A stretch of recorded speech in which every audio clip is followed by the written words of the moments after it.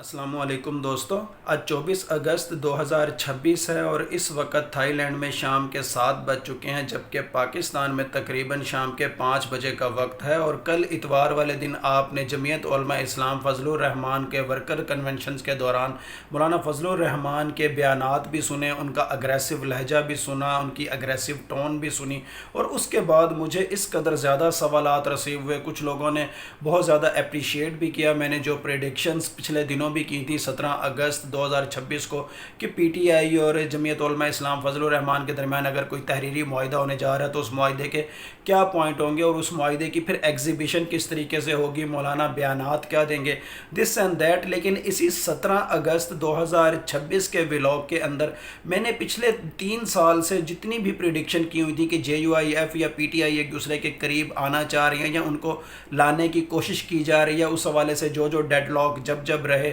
اور پھر آپ کو یاد ہے مئی کے مہینے میں، جون کے مہینے میں بھی میں یہ متواتر پریڈکشنز کر چکا تھا کہ اب آپ کو جہاں پی ٹی آئی احتجاج نہیں کر سکی وہاں پر جمعیت علماء اسلام یا جے یو آئی ایف آپ کو احتجاج کرتی ہوئی نظر آئے گی۔ اور یہی وہ دو جماعتیں ہیں پی ٹی آئی اور جے یو آئی ایف جو 18ویں ترمیم کے کچھ خد و خال کے اوپر موجودہ ارباب اختیار کو سپورٹ تو فراہم کر سکتی تھیں، لیکن موجودہ ارباب اختیار نے اپنی انا پرستی کے اندر، اپنی ضد کے اندر ان دونوں جماعتوں کو خود سے دور کر لیا۔ اور اس کے بعد مولانا فضل الرحمان جب آپ کو باضابطہ طور پر ان ہوتے ہوئے دکھائی دیا، تبھی میں نے آپ کو کہا تھا کہ درہ خیبر سے اٹھنے والی آندھی نے مولانا فضل الرحمان کو گھیر لیا ہے، اور اب مولانا فضل الرحمان درہ خیبر سے اٹھنے والی آندھی کے زیر اثر آ چکے ہیں۔ اس کے بعد 17 اگست 2026 کو جب میں نے ایک پریڈکشن کی تھی، میں نے کہا تھا کہ اگر جے یو آئی ایف اور پی ٹی آئی کے درمیان اتحاد ہوتا ہے، گو کہ اس اتحاد کے حوالے سے ہم پریڈکشن 24 جولائی کے ولاگ میں ہی کر چکے تھے، لیکن 17 اگست 2026 کو ان کے درمیان ایک تحریری معاہدے کے حوالے سے جب بات چیت ہو رہی تھی، میں نے آپ کو بتایا تھا کہ تحریری معاہدے کے اندر کیا کچھ ہوگا اور زبانی کلامی کیا کچھ ہوگا، اور اس معاہدے کا گارنٹر کون ہوگا، وہ کیوں گارنٹی دینا چاہے گا، اور تیسری بات یہ کہ کیا اس معاہدے کو عمران خان انڈورس کریں گے کہ یا نہیں کریں گے، اور اس کے بعد اس معاہدے کی ایگزیبیشن کیا ہوگی۔ اس حوالے سے میں نے کچھ پریڈکشنز کی تھی۔ جب تک میں یہ پریڈکشنز ریکال نہیں کرواؤں گا آپ کو، اس وقت تک میں آج کا ولاگ شروع نہیں کر سکتا، کیونکہ جب تک یہ آپ کے سامنے باتیں نہیں آئیں گی اس وقت تک میں اگلی بات کروں تو آپ کو شاید اوپر سے ہی گزر جائے یا آپ کو پراپر انداز میں سمجھ نہ آئے کہ آج کی پریڈکشنز کی ڈائمینشن کیا ہے۔ آپ یہ ولاگ کا ایک کلپ سنیں، اس کے اندر کچھ پوائنٹس میں آپ کے سامنے ہائی لائٹ کرنے لگا ہوں، اس کے بعد میں اگلی بات کروں۔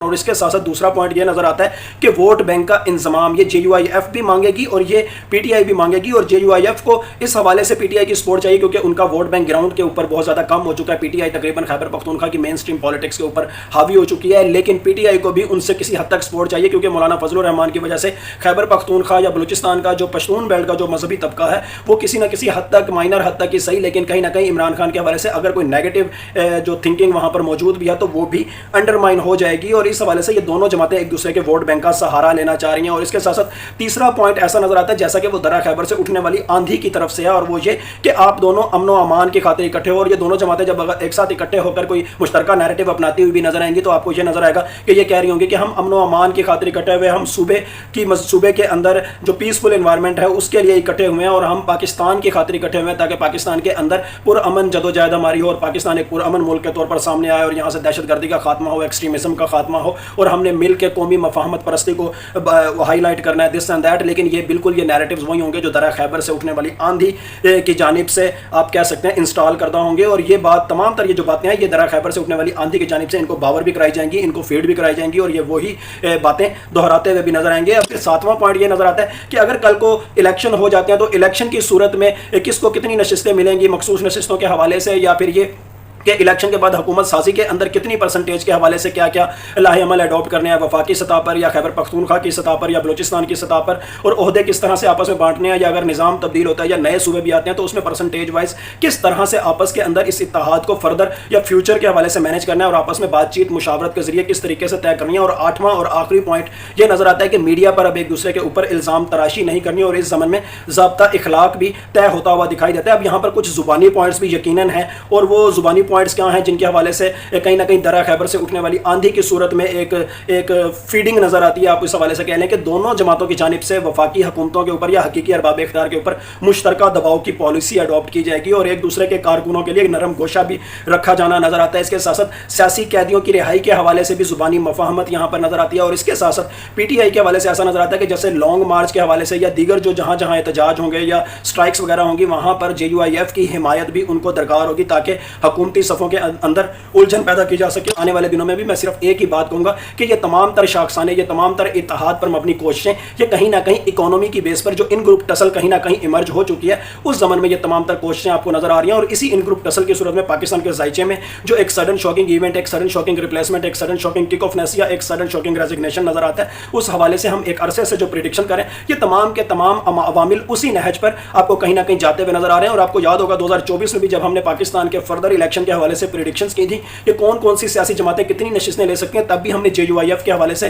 یہی پریڈکشن کی تھی کہ اگر وہ پی ٹی آئی کے ساتھ اتحاد کر لیتی ہے تب تو کم از کم 6 سے 7 اور زیادہ سے زیادہ 11 سے 15 کے قریب نشستیں ان کی ہو سکتی ہیں. لیکن اگر وہ اتحاد نہیں کرتے تو پھر صرف 2 سے 3 نشستیں جے یو آئی ایف کی خیبر پختونخوا سے ہو سکتی ہیں یا بلوچستان سے ملا کے آپ کہہ لیں ٹوٹل قومی اسمبلی میں 2 سے 3 نشستیں ان کی ہو سکتی ہیں. لیکن اگر پی ٹی آئی کے ساتھ اتحاد ہو جائے تو ایک بڑی تعداد میں ایم این ایز بھی یا پھر صوبائی اسمبلیوں کے اندر بھی جے یو آئی ایف کے امیدوار آ بھی سکتے ہیں. لیکن اگر کوئی خط و خال چینج ہوتا ہے تب بھی یہ percentage J U I F کی فیور میں زیادہ جاتی ہوئی دکھائی دیتی ہے. اگر کوئی نیا نظام آتا ہے کوئی نیا سیاسی کلچر آتا ہے اور 4 جرنیلی فارمولے کے بعد بھی اگر کوئی نیا سیٹ اپ آتا ہے تب بھی آپ کو یہ تمام تر پیرامیٹرز پی ٹی آئی اور جے یو آئی ایف کی فیور میں ایگزیبٹ ہوتے ہوئے دکھائی دیتے ہیں. اب آپ نے یہ پریڈکشنز تو سن لی جو میں نے 17 اگست 2026 کو کی تھیں اور اب آپ کے سامنے میں مولانا فضل الرحمان کا لکی مروت کے حوالے سے یا خیبر پختونخوا میں امن و امان کی صورتحال یا پولیس کی کنڈیشن یا لا اینڈ آرڈر کی سچویشن کے حوالے سے جو بیانات ہیں ان کے کلپ بھی آپ کے سامنے پروف بار میں شیئر کر دیتا ہوں. آپ دیکھ بھی سکتے ہیں آپ پڑھ بھی سکتے ہیں. اس کے ساتھ ساتھ کل ہی شفیع جان نے بھی ایک پروگرام کے اندر آ کے جے یو آئی ایف کے ساتھ اپنے انتخابی اتحاد کے حوالے سے بات کی. اس کا اسکرین شاٹ آپ کے سامنے پروف بار میں شیئر کر دیتا ہوں. جبکہ آپ میری پریڈکشنز سن بھی چکے ہیں اور آپ کو نظر بھی آ چکا ہے کہ میں کیا کہہ رہا تھا. لیکن بہرحال میں پھر یہی کہوں گا کہ اگر آپ میں سے کوئی مجھے آسٹرولوجر سمجھتا ہے جو کوئی توہم پرستی پر یقین رکھتا ہے جو کوئی سیاروں اور ستاروں کی موومنٹ کے اثرات پر کوئی یقین رکھتا ہے ایٹ لیسٹ وہ میرا ولاگ نہ دیکھا کرے. میرا ولاگ یا میری پریڈکشن سوشل سائنسز پہ بیس کر رہی ہوتی ہیں. یہ کسی سیارے اور ستارے پر بیس نہیں کر رہی ہوتی ہیں. اور نیومرولوجی کو بھی جب ہم انالائز کرتے ہیں تو as a psycho anthropology analyse کرتے ہیں. ہمارے نام کے بیک اینڈ پہ جو ساؤنڈ یا نمبر ہوتے ہیں وہ ہماری نفسیات کو ہماری نیچر کو شیپ کر رہے ہوتے ہیں اور ریاستیں بھی اسی طریقے سے ورک کر رہی ہوتی ہیں جسی طریقے سے انسان ورک کر رہے ہوتے ہیں. اسی لیے تو کہتے ہیں state and human beings both are monolith. اسی طرح ادارے بھی کام کر رہے ہوتے ہیں. اسی طرح کوئی جماعت بھی کام کر رہی ہوتی ہے. تو تمام تر چاہے شخص ہے چاہے ادارہ ہے چاہے جماعت ہے چاہے کوئی ملک ہے اس کی نفسیات ہم نیومرولوجیکلی یا نیومرولوجی ایز اے سائیکو اینتھروپولوجی ایک ہی طریقے سے انالائز کرتے ہیں. اس میں کوئی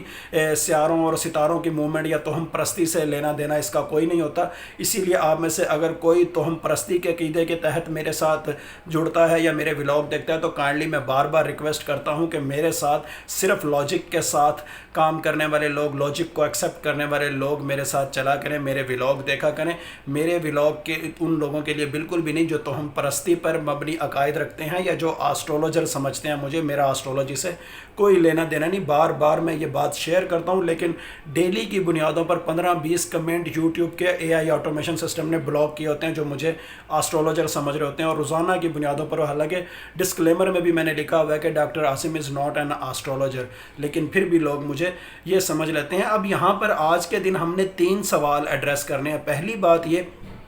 کہ درہ خیبر سے اٹھنے والی آندھی یا میرپور اور ڈڈیال کے پانیوں میں بونچال یہ بونچال اور آندھی اس وقت جے یو آئی ایف کو لانچ کر کے اس سے کیا مفادات لینا چاہ رہے ہیں. یا پھر دوسری صورت میں ہم یہ کہہ لیں ان گروپ ٹسل کی صورت میں وہ لوگ جو 4 جرنیلی فارمولہ پاکستان کے اندر اپلائی کرنا چاہ رہے ہیں اور 4 جرنیلی فارمولے سے پہلے پاکستان کے اندر ایک سڈن شاکنگ ایونٹ ایک سڈن شاکنگ ریپلیسمنٹ ایک سڈن شاکنگ کک آف نیس ایک سڈن شاکنگ نیوز کے حوالے سے سٹیج تیار کر رہے ہیں ان کے دماغوں میں کیا چل رہا ہے کہ وہ مولانا فضل الرحمان کو 4 جرنیلی فارمولے سے پہلے یا sudden shocking event sudden shocking news سے پہلے مولانا کو کیوں شے دے رہے ہیں، مولانا کی صورت میں وہ کیا مفادات حاصل کرنا چاہ رہے ہیں۔ پہلی بات تو یہ کہ امن و امان، دہشت گردی، لا اینڈ آرڈر کی خراب صورتحال کا ملبہ وہ لوگ موجودہ ارباب اختیار میں موجود ایک شخص پر ڈالنا چاہ رہے ہیں، بلکہ یہ کہنا چاہ رہے ہیں، عوام کو یہ باور کروانا چاہ رہے ہیں کہ دیکھو سارے لوگ برے نہیں ہیں، صرف ایک شخص اور اس کے چند یار دوست برے ہیں، اور وہ اپنی انا پرستی کو ڈنڈے کے زور پر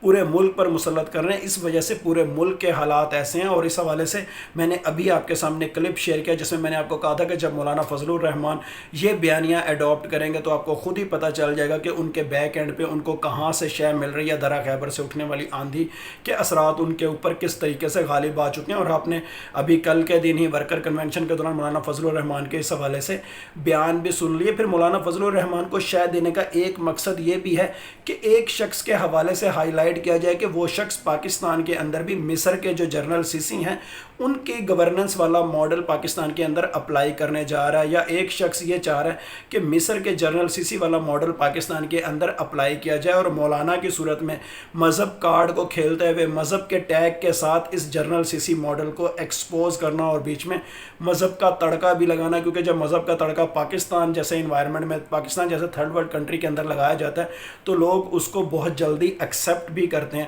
اس کے ساتھ ساتھ ایسا نظر آتا ہے، اگر تیسرے نمبر پر یہاں پر دیکھا جائے تو یہ جو مولانا نے بیان دیا کہ دیکھو اب پولیس والے بھی وردیاں نہیں پہن سک رہے، یہ باور کرانا ہے عوام کو کہ جو موجودہ ہائبرڈ نظام ہے جو کہ در حقیقت ون مین شو کی ہی ایک پروڈکٹ ہے، ون مین شو کی ہی ایک ایگزیبیشن ہے، یا ایک شخص کی شے یا ایک شخص کی پسند کے اوپر چل رہا ہے، یہ در حقیقت فیل ہو چکا ہے، یہ شخص بھی فیل ہو چکا ہے، اس کے ہیش ٹیگ بھی گراؤنڈ پر کوئی ریالٹی نہیں رکھتے، اور اس کی شے پر جو نظام بنا ہوا ہے اس وقت جو ہائبرڈ نظام چل رہا ہے وہ بھی فیل ہو چکا ہے۔ در حقیقت مولانا کو ٹریگر کرنے کا ایک مقصد یہ بھی ہے، اور اس کے ساتھ ساتھ ایک طرح سے ہم کہہ سکتے ہیں، ابھی میں نے پہلے بھی بات کی کہ ذہن سازی کرنا، کہ ایک سڈن شاکنگ ایونٹ، ایک دل دہلاتی خبر سے پہلے، ایک اچانک چونکاتی خبر سے پہلے عوام کی ذہن سازی کرنا، یا جو 4 جرنیلی فارمولے کو اپلائی کرنے سے پہلے جو ایک سٹیج تیار کرنا ہے، ایک سڈن شاکنگ ایونٹ، ایک سڈن شاکنگ ریپلیسمنٹ، ایک سڈن شاکنگ کک آفنس، ایک سڈن شاکنگ نیوز، یا ایک سڈن شاکنگ ریزگنیشن، جو بھی آپ اس کو کہہ لیں، اس کے حوالے سے جو سٹیج تیار کرنا ہے اس حوالے سے عوام کی ذہن سازی کرنا ہے۔ لیکن میں زورواسٹرین نیومرولوجی کے اکارڈنگ، نیومرولوجیکل جیومنسی کے اکارڈنگ،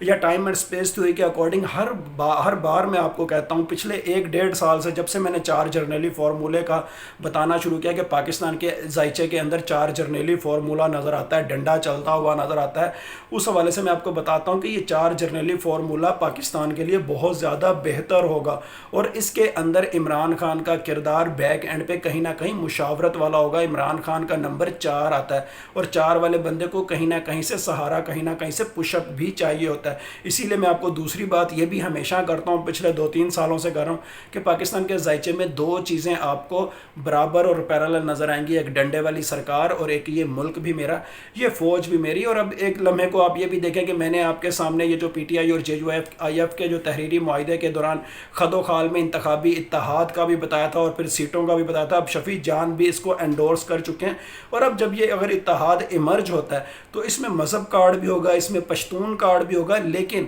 یہ اتحاد آپ کو پنجاب کے اندر اسٹریٹ موومنٹ کو ان کرتا ہوا دکھائی دے گا۔ اس حوالے سے بھی میں پہلے سے پریڈکشنز کر چکا ہوں، اور نان پشتون بلوچستان کے اندر بھی آپ کو یہ جو اتحاد ہے یہ ایمرج ہوتا ہوا دکھائی دے گا۔ اب یہاں پر ان گروپ ٹسل کے اندر آپ کو معلوم ہے کہ 2 سیگمنٹ ہوتے ہیں۔ ایک سیگمنٹ اگر موجودہ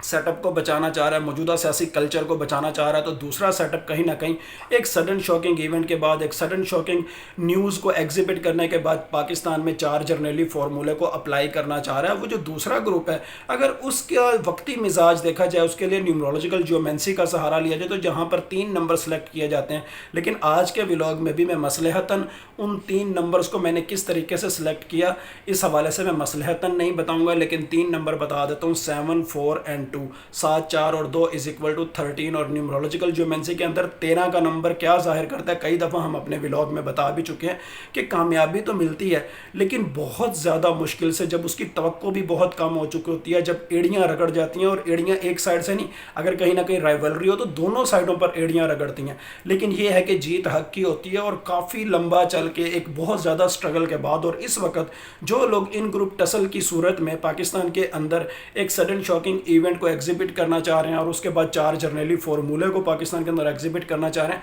उनको ये तो मालूम है कि हमारी सक्सेस होगी लेकिन हमें स्ट्रगल बहुत ज़्यादा करनी पड़ेगी, हमारी एड़ियाँ, हमारी नाक भी रगड़ेगी। और इसी सूरत में अब वो लोग मौलाना फजलुर रहमान को अगर शय दे रहे हैं तो उनके बैक एंड पे उनका एक मकसद ये भी है कि अब जिरगों की सूरत में, ग्रैंड पश्तून अलायंस की सूरत में, या तहरीक तहफ़्फ़ुज़ आईन पाकिस्तान की सूरत में वफाकी हुकूमत की रिट को कमज़ोर करना, और पैरेलल जो मौजूदा सेटअप, मौजूदा सियासी कल्चर है उसके साथ जो पीपल पार्टी और नून लीग का जो गठजोड़ा उसको भी एक्सपोज करना। अब यहाँ पर दूसरा सवाल आसिफ अली जरदारी के हवाले से था, और मैंने उसी रिदम के साथ आपके सामने ये बात की कि यहाँ पर अब आसिफ अली जरदारी की माइंड रीडिंग की जाए, उनका जायचा बनाया जाए, उनके माइंड में क्या नज़र आ रहा है, क्योंकि खबरें चल रही हैं, हामिद मीर ने भी एक बात की कि उनके जहन में एक पक्का हो चुका है एक बात, क्या वो सदारत के ओहदे पर कुछ अरसे के लिए हैं और शायद वो सदारत का ओहदा छोड़ना चाह रहे हैं। इस वक्त आसिफ अली जरदारी का माइंड रीड किया जाए, वाज़ेह तौर पर नज़र आता है कि उनको मालूम हो चुका है कि पीपल पार्टी की जो मसनूई अपोजिशन इस वक्त है वो एक्सपोज हो चुकी है, आवाम को पता चल चुका है कि पीपल पार्टी जो कुछ कह रही है